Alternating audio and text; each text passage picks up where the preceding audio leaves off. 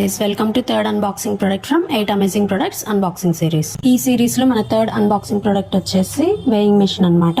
So ఇదైతే నాకు ఒక డిజైనర్ పీస్ లాగా సింపుల్ గా ఎలిగెంట్ గా అనిపించింది. సో ఎక్స్పెక్ట్ చేసినట్టే వచ్చిందో లేదో చూద్దాం. ఇది 10x10 ఇంచ్ ప్రొడక్ట్ అన్నమాట.